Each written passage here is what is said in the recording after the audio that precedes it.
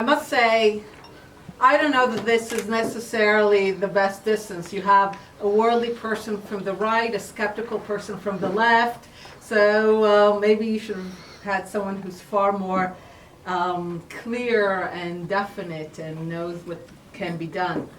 But that is precisely the reason that I think one of the issues today is that you find so much of the debate in op-eds around the world about Israel. You see this debate about one-state solution versus two-state solution, and you see some op-ed writers be so clear and definite, saying, well, the two-state solution, it's over, so therefore it's going to be the one-state solution. Or people saying, no, absolutely not, the two-state solution is the only way to go. And when I look at these debates, some of them are in Israel, some of them are abroad, my feeling is that actually the question is far less about the notion of the one state or the two state. The notion is very much about the word solution. And it is the word solution that has lost resonance with the Israeli public in recent years. It is one of the reasons, if you will look at the current elections, that no one is proposing a solution. No one feels under any pressure to offer one. And by the way, if anyone were to offer one, they will probably meet a very skeptical Israeli public that would not believe in their ability to deliver it one way or another. So I think this is the general environment in which we are living, and I think that places a very substantial limit on the debate. And I would argue that people who have certainty are few and far between. So people who can tell you with absolute certainty what needs to be done, what can be done, what is the solution, to argue that it's possible, to argue that it's possible soon, there aren't many of those around today, I think, on either side of the political map. Even Naftali Bennett in the Jewish Home Party, the person I'd like to call the man with the plan, the one only today in the political map who at least offers a plan, even he, when kind of asked about it, admitted that it does not solve anything. He does not pretend that it solves anything. He was sufficiently honest to say that he knows that this is unacceptable. His plan is unacceptable to the Palestinians. But in his view, everything is unacceptable to the Palestinians, so might as well at least have something on the table. But even that something is not with the heading of solution or resolution or anything that by any means ends the conflict. So this makes it very difficult, I would say, to argue the one state versus two state. Even when you support the two states, as I do, it is today with many caveats that perhaps did not exist before when I supported the two states in the 80s and in the 90s. Caveats that have to do, first of all, obviously, with security, that are becoming bigger and bigger caveats. If in the past few years Netanyahu spoke of security and security needs, I think by now, or a demilitarized state, I would say that by now, at least in the foreseeable future, any Palestinian state would have to be under an Israeli military umbrella. So I would even go further than to say a Palestinian state that is demilitarized, but I think it would have to be clear that Israel provides the military umbrella for a Palestinian state. Right now, it might be unacceptable to them, but who knows, the Middle East situation might become so terrible that it might be acceptable a few years from now. That they will realize that in the choice between falling to the hands of some murderous choices, then being under the Israeli security umbrella might not be such a bad idea and not such an insult to their sovereignty as it appears at the moment. So this is a caveat which I think more and more people support, as they support, two states or a Palestinian state. The other thing that is a big caveat to which I have devoted much of my time is the whole issue of the recognition of Israel as a Jewish state, recognition of the rights of the Jewish people to their state. I know that especially people on the left tended to mock this kind of demand of Netanyahu's. I have been very supportive of it because I have come to appreciate over the years in my meetings with those who had the title of moderate Palestinian leaders, that although they recognize Israel's existence today, which I will say I don't believe is much of an intellectual achievement, they continue to deny any notion that the Jewish people have a connection to this land, that they're a people rather than merely a religion, that it is not some fabricated story to steal their land. And I have come to view that any peace, if we are to take the word peace seriously, would involve the mutual and equal recognition of both Jewish and Arab rights to the land. In my formulation, the one that I defend and speak about and write about, is that any peace must be based on the notion that both the Jewish people and the Palestinian Arabs are indigenous to the land. Both have the right to the land, and as a result, we agree to divide it between two peoples in the interest of peace, but neither is a foreigner, none have the exclusive or the superior right, and that the formulation should be that both have the equal right to the land, and this is why from that we are moving to a notion of peace by means of two states for two peoples. So I continue to be very much a supporter of the idea that there are two peoples on the land, both have a right to it, none can be denied that right, none can be argued as the foreigners, the interlopers, the ones who don't belong, and that peace depends on the ability of both of us to recognize that. I also recognize that what I just described is a high bar, but I think this is the bar of peace. We might be able to achieve certain other arrangements, but let's not call them peace. If we are to call it peace, it has to include the notion that the Jewish people are here by right, they're here to stay, and any notion that they can be moved, pushed away, should be rid of. In that context, I have placed a lot of effort on the issue of the refugees, UNRWA, the fact that the world continues to support this notion that the Palestinians have fourth and fifth generation descendants have somehow a right to return to what is Israel today. This basically means that the world continues to support an idea of a Palestine that supersedes Israel rather than a Palestine that is alongside Israel. You see it in its most ridiculous form when a country like Sweden recognizes Palestine as an existing country today, but continues to be one of the top funders of UNRWA, thereby basically supporting, on the one hand, a Palestine that exists, but supporting the fact that 2 million people who live in the territories of that Palestine in the West Bank and Gaza, these 2 million people who have been born there, lived there all their lives, never been displaced an inch, are refugees from Palestine. I've been doing a lot of work there to argue that Sweden has to choose. If they argue that recognizing Palestine is to promote peace, then they have to make it clear that those who live in Palestine cannot be refugees from Palestine.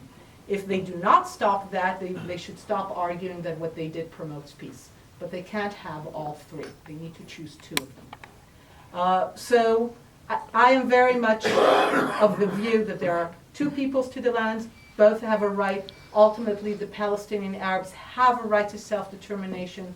I believe they should have the rights to vote and to have a government of their own that controls their lives, but that ultimately, at least in the foreseeable future, any Palestinian state will need to be based on a clear Israeli security umbrella and if we are to finally call it peace, it will have to include an absolute and complete recognition that the Jewish people are not foreigners here and that they have a right to the land, not the superior right, not the exclusive right, but certainly their right has to be acknowledged. Thank you, Einat. As you said, the problem that I think we have here is that we agree too much. Only I think the bottom line conclusion, we differ in the bottom line conclusion. Maybe you should have brought here a more extremist supporter of Israel, like for instance Prime Minister Harper. We asked him to come. Easy man. Okay. Now, I want to challenge the title. Although I agreed to participate under this title, 2 states or 1 state, I think that the right title is 1 state solution, 2 state solution, 1 state solution, or no solution. And the answer definitely is no solution at this time. I think it can be proven, you know, when I was presented, you talked about my professional background.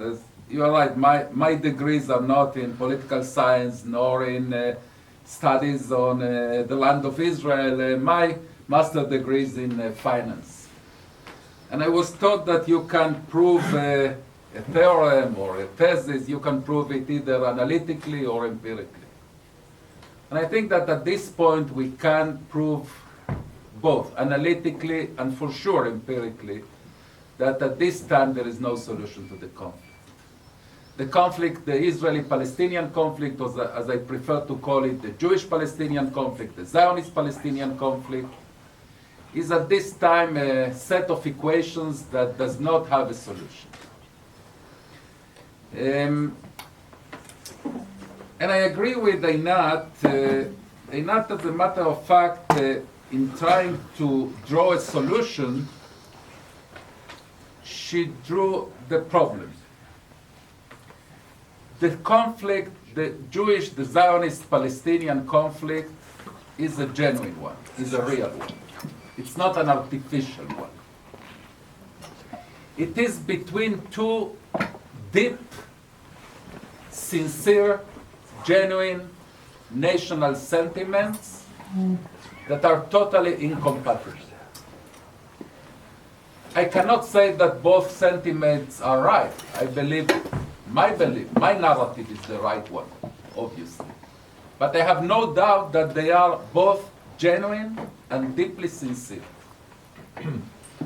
The Jewish, the Zionist narrative, we all know it. This is, Eretz Israel is the ancient homeland of the Jewish people, the cradle of Judaism. We were expelled from here. That's right, a long time ago, 2,000 years. But we were forcibly expelled, and every single day in those 2,000 years, we yearned to come back. We all recited during 2,000 years, in each Passover, in each Pesach, L'Shana Haba B'Yerushalayim. And it was not only a religious prayer. It was a national prayer, a secular prayer too. And the moment a gigantic statesman named Theodor Herzl converted that yearning into a political movement, we came back to reclaim our sovereignty over our ancient home. This is our narrative.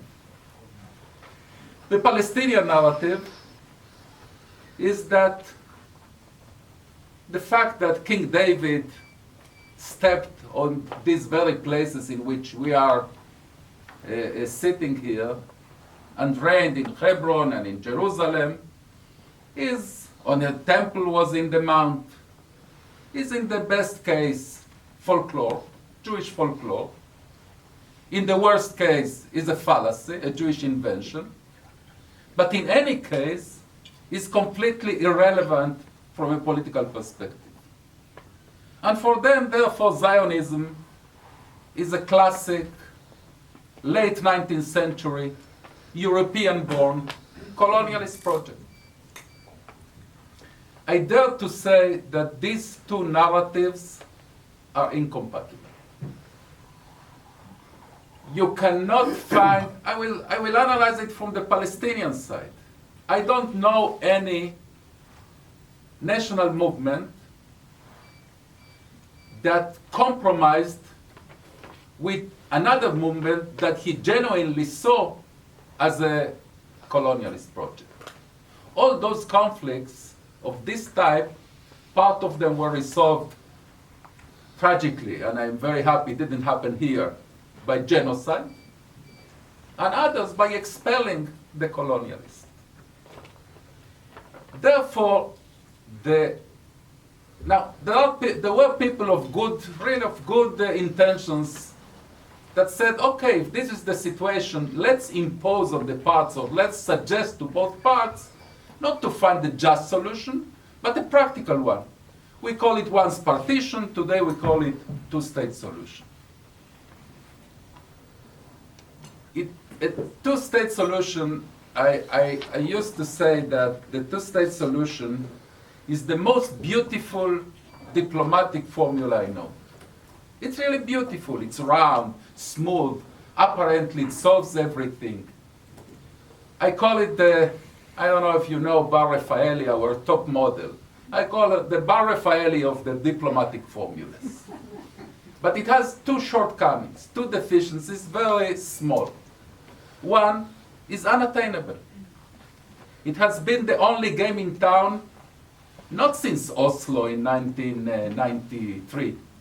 It has been the only game in town since the Peel Commission, the British Royal Peel Commission in 1936, 1937, and we are not even 1 inch closer. But even if you say that miraculously it is implemented, or imposed, maybe it will one day be imposed on the parties, then comes the second problem with the two-state formula. It is not a solution. It doesn't solve the conflict. Why it doesn't solve the conflict? Because I can assure you, both, as I said, analytically, but even more than that, empirically, that any arbitrary line that you will draw in a smoke-filled room, diplomats will draw in a smoke-filled room over a map of Eretz Israel, Palestine, will be weaker than the national sentiments of both parties. And therefore it will be not unsustainable. How that will be translated into reality? Very simply. The moment Israel withdraws from Judea and Samaria, Hamas takes power. Let me remind you that in the only parliamentary elections that took place here in this area, Hamas won a plurality in Gaza, in the West Bank, and in East Jerusalem, in all three. And if it's not by ballot, then it's by bullet. Why Menachem Begin, our late prime minister, could make tremendous territorial concessions to Egypt, giving the whole of Sinai Peninsula, for two reasons. It was not an existential conflict between Israel and Egypt, but more important, because he assessed, and today we know that the risk he took was successful, that for 3 decades in Cairo there is going to be a pro-Western, albeit non-democratic, but pro-Western regime that will cement, that will strengthen that agreement, and then in some day the Muslim Brotherhood will come to power, it will be too late to change that. But here in Palestine, if established, that will be a matter of days, a matter of weeks. Therefore, it's non-sustainable. So then we come to the linguistic manipulation that says if not 2 states, it must be 1 state. And that's not true. Because 1 state is unsustainable as 2 states. The only difference between 1 state and 2 states is that the strife, the bloodshed will be internal and not external. And of course that will mean that Israel ceases to be a democratic Jewish state, or either a Jewish state or a democratic state. So what do we do now under those circumstances? I will elaborate on that later, but to say it briefly, the worst thing we can do is to neglect reality. In my view, this is the worst strategy for a statesman. To illusion yourself that the situation is different from what it really is, and to engage in wishful thinking. Chamberlain in Great Britain engaged in wishful thinking, and we all know the consequences. Therefore, what we have to do now is to come to terms with the fact, with the bad news, very bad news, that there is no solution to the conflict now, and opt for the second best. The second best is less glorious, is less heroic, is less important. It's not peace. And the person that will lead such a process, I can assure you, will not receive a Nobel Peace Prize.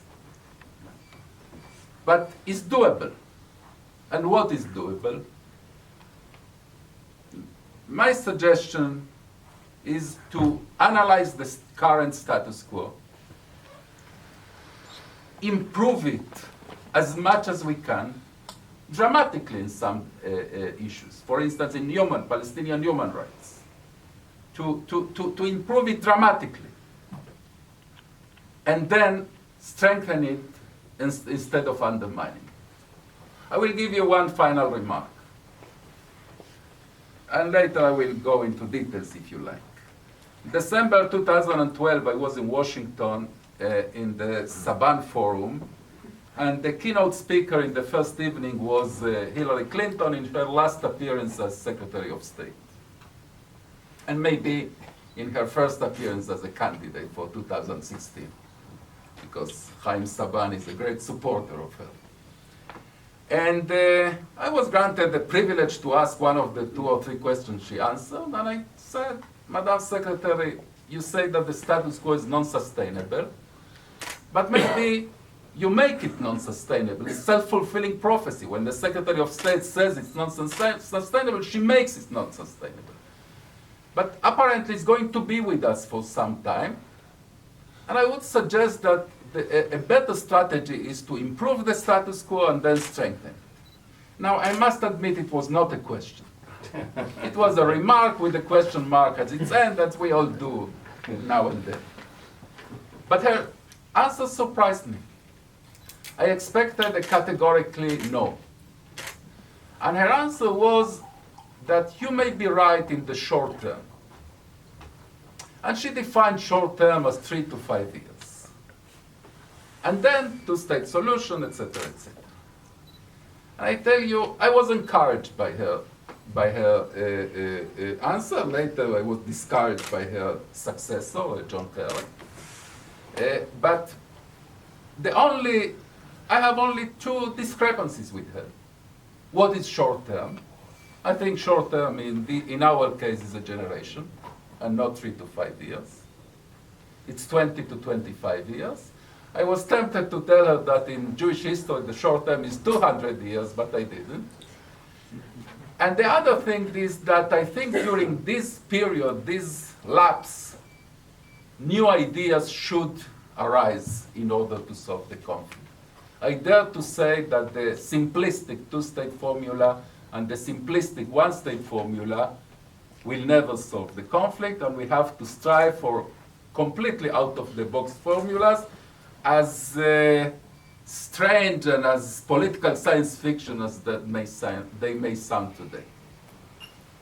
Before we get to, there will be questions. There will be many questions, but I'm curious whether the difference between you, whether the difference that I hear is one of timing, or is more fundamental than that. Neither. We don't differ on timing. I share the view that what I presented as kind of the notion of peace is a far idea, and I agree if at all. And we don't, I don't think we differ. What was the other option on the timing or? Timing or whether it's possible. No, so I am as skeptical. As I said, the word solution has lost resonance for many in Israel as well as for me.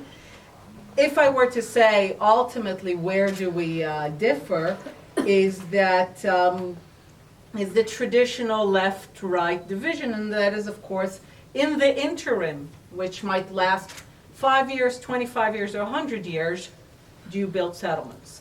And I would say that my view is absolutely not. I think Israel would be wise to draw a border, say, this is this is our border. We will continue the occupation because at the moment there is nothing that we see that can afford our withdrawal. In that sense, I completely agree. We will try to make it as benevolent as possible, but this is our border and we go no further. And then I would add to it two elements, which I do in a lot of my speaking around the world. I would insist that at the same time that we are no longer building, Israel present its claim, which is something the left has over the years stopped doing.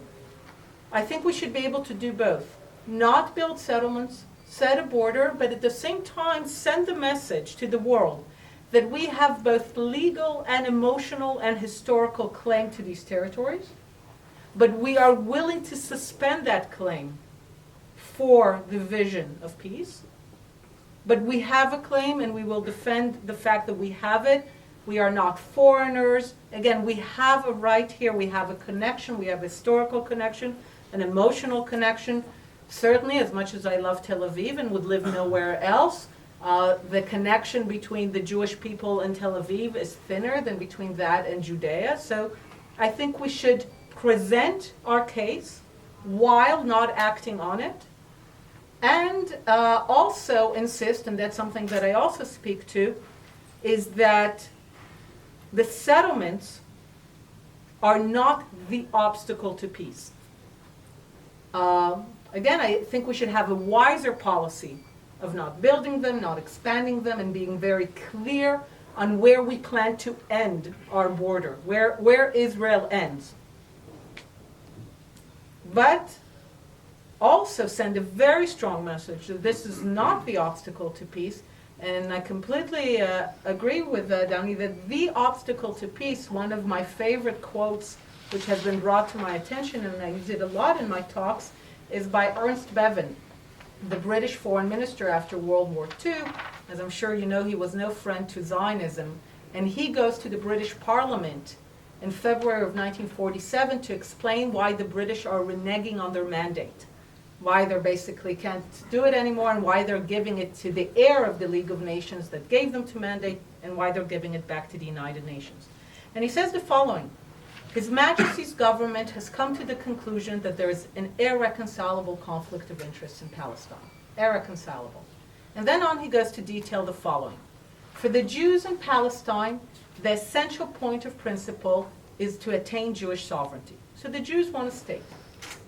For the Arabs in Palestine, the essential point of principle is to prevent to the last the achievement of Jewish sovereignty in any part of Palestine.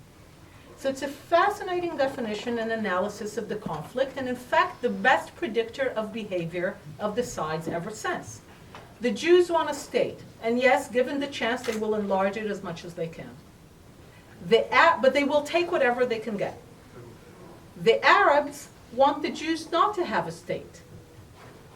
So, to date, over the years, when the Arabs were presented with the following choice: you can have your state, but the price of that state is to come to terms forever and for good and for all times with the permanence of the Jewish state. To date, they have chosen to live to fight another day, because in their view, the Zionists are indeed colonialists, crusaders, that with enough resistance and effort can be driven away. So I agree, this is fundamentally what the conflict is about. I do believe that regional situations can create openings. I believe that time can create openings. So no, we don't differ on the time, we don't differ on the skepticism, but we probably do differ very much on whether in the interim, and the interim can last 100 years, does Israel build settlements, or does it send a clear message that it keeps at least the vision of that open? Well, we also share, Einat and me, the love for Tel Aviv, for life in Tel Aviv. I was also a resident I was born in Buenos Aires, I grew up in Tel Aviv, and I left Tel Aviv for the sake of a small community in Samaria 26 years ago, in spite of the fact that we really, my wife and myself, enjoyed every single aspect of the life in Tel Aviv. We had both very good positions. I was CEO of a large high-tech company. My wife was a senior executive in one of the most trendy advertising agencies of the time in the Tel Aviv port. We enjoyed the cultural scene, the shopping. We enjoyed too much, as you can see, the gastronomic scene of Tel Aviv. But nevertheless, we decided that the important thing to do for the sake of Israel, for the sake of Zionism, is to leave Tel Aviv and to move to a small community in the hills of Samaria. And yes, I think we should continue. Einat is completely right.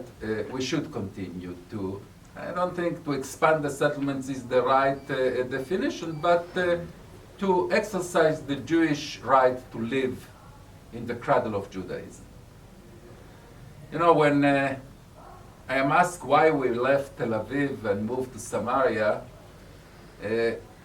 I am very lucky to be reminded of the two reasons every morning when I go down to my living room.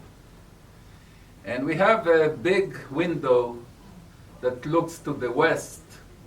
And from that window we see, as if it was in the palm of our hands, we see Tel Aviv, the high rises of Tel Aviv, the Azrieli Towers, the modern icon of Tel Aviv, the Reading Chimney, the polluting icon of Tel Aviv, a strip of the Mediterranean. And that reminds us that we are virtually a shield for Tel Aviv, a physical shield for Tel Aviv. Because it's, as I said, I think we can prove almost mathematically that's either me, my family, my neighbors on that hill, or a hostile Palestinian state that will use that very hill in order to, as a launching pad for a new aggression against Tel Aviv. But we have another window. We have another window that looks to the north, and from that window we see a completely different view. There is a modest, a very modest, no tourist attraction, a modest archaeological site, 3,000 years old. The item that I love most in that archaeological site, because of my personal preferences, is a stone well, as I said, 3,000 years old, in which our forefathers pressed grapes for wine. And that window reminds us of the first reason we moved from Tel Aviv to Samaria. And that is that we are at home. We are in an area in which every single square inch, every single square centimeter is imbued with Judaism, is imbued with Jewish tradition, is imbued with Jewish history, is imbued with Jewish memories. I talked yesterday with a group that was brought here by Governor Mike Huckabee of Arkansas, former governor of Arkansas, a religious group, and I told them, you think you are from the Bible Belt, we are the original Bible Belt.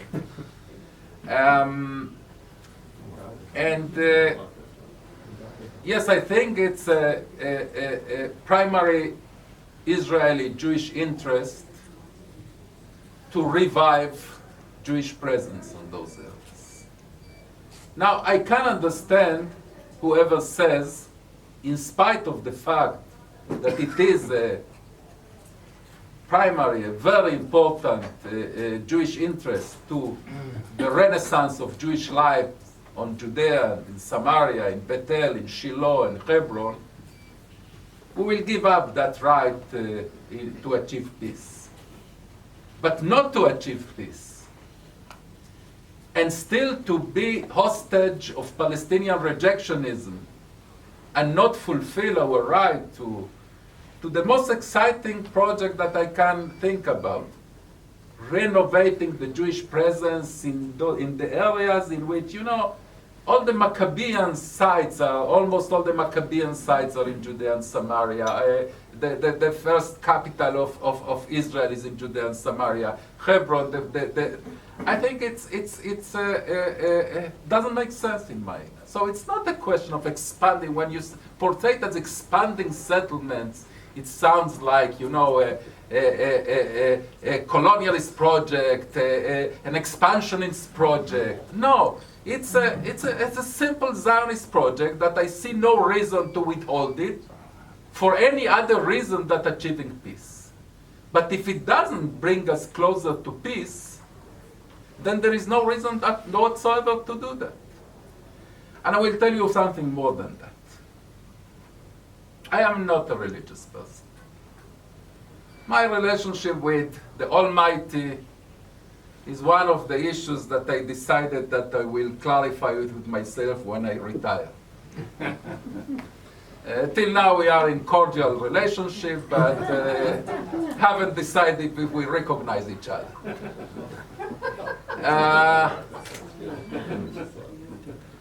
Now, no offense, okay? But I think that as a secular person, as a rational person, my need and the need of persons like me to hold Judea and Samaria is greater than those of religious persons. Why?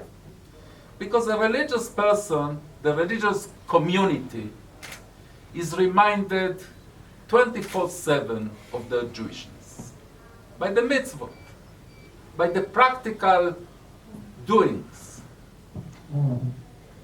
But what do we, the secular society of Israel, have in order to remind us, to give us this feeling of mission, of belonging to this area that will keep us strong here, to will grow as roots, deep roots that are very needed in this windy neighborhood in which we live in order to maintain the Zionist adventure. In my opinion, only a deep commitment to our homeland, to our land, and to our history. I dare to say that if Israel relinquishes Hebron, Shiloh, Bethel, because of its own decision, maybe one day we'll be forced to do that. But by our own decision, Israel will become a shallow society. Israel will become a society in which will be very difficult to teach Jewish history. The dissonance will be so great that Israel will become as I said, a shallow society that doesn't understand why here and why not elsewhere. Therefore, in my view, holding Judea and Samaria, Hebron, Bethel, Shiloh, is an existential necessity for Israel, not for strategic reasons, but also for ideological, spiritual, the strength of our society. That's my deep belief.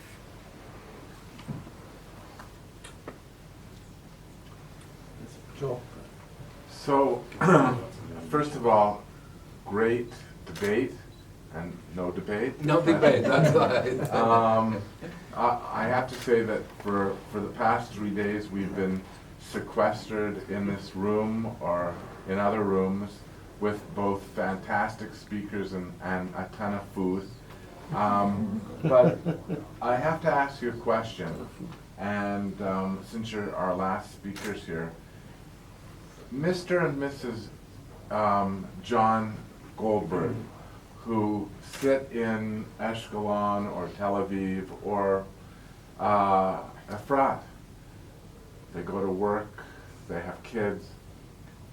Are they sitting every day, as we've been doing, and really thinking about all these issues? How many people, I know in Canada, people really don't think about politics, and people really don't think about the possibility of Russia taking part of our northern territories. There are a few organizations, CIJA, CIJA, that care about politics, etc. And so how many people really, and what do people really think about all of this as a populace? Look, people, I would actually argue, maybe people don't do it in 3-day sequestration, but people in Israel think about it throughout their lives, I would say far more than 3 days. It is a constant issue, it is a constant debate, it goes to the core of who we are, why we are, so you don't necessarily hold these debates every single day, but these are the issues that infuse pretty much anything and everything we do. So, in one way or another, I would say that every Israeli at one point or many points thinks about these issues, shapes their opinion on these issues.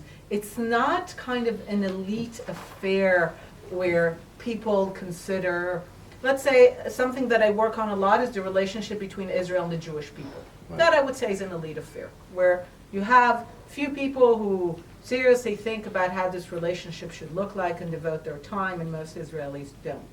But on the issue of the conflict, its future, its resolution, what to do, the settlements, why are we here, what do we belong? I mean, there is actually a debate. I mean, I think our analysis of the situation, of the timing, of the possibility is very similar. But I must admit, I'm also very secular. I have never heard a secular defense of the settlements. It's fascinating. But certainly one that I reject because it still has a bit of that religious supremacy that if you do not hold to every inch of the land, your life is by definition shallow. The notion that you cannot have a deep Jewish life that does not involve settling every part of the land where there was some Jewish history is one that I very passionately reject. It goes to the core of what Zionism is, and in that sense there is a debate. Is Zionism about full control and the settling of the land? Or is it ultimately about the renewal of sovereignty, about the ability to achieve responsibility, and that the acting out of responsibility for shaping our future is one that can take place on part of the land, not on every part of the land, and it is not a shallow conception. I would argue I would argue that the land notion is a far shallower conception than the sovereignty notion of Zionism, because the sovereignty notion of Zionism requires much more thinking as to what it actually means, what to do. What does it really mean to shape your future, to assume responsibility for your life? What does it mean for the Jewish people? As I like to say it in Hebrew, it sounds better, to have moved from Rabbanut to Ribonut. How do we shape Jewish life in that context? And I have a lot of radical ideas on that issue. So, yes, we do actually have a debate that goes to the core of Zionism, even though we are very much in agreement in terms of the understanding of the conflict, its analysis, and the ability to resolve it in the near future. And I would say that these issues are issues that Israelis struggle with all the time, and certainly throughout their lives. I think that, as Einat said, there is a larger involvement in those issues in this society than maybe in Canada or maybe even elsewhere.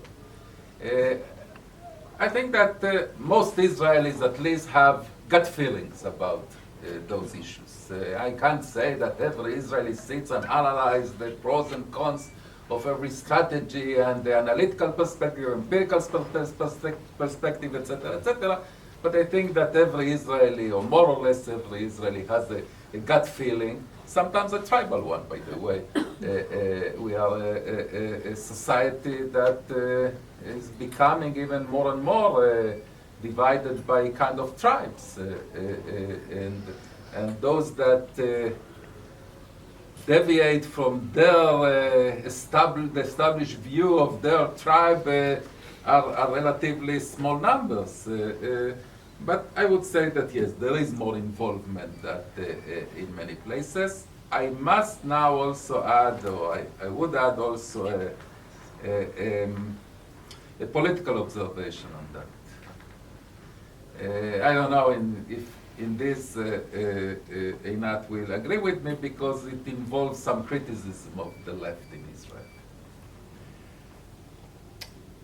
I am asked quite frequently if our movement, let's call it settlement movement for the sake of simplicity, has prevailed, has won. My feeling is that yes, we did. That what we created in Judea and Samaria, 400,000 Jews, not including East Jerusalem, with East Jerusalem close to 700,000, is irreversible. We have crossed the point of no return.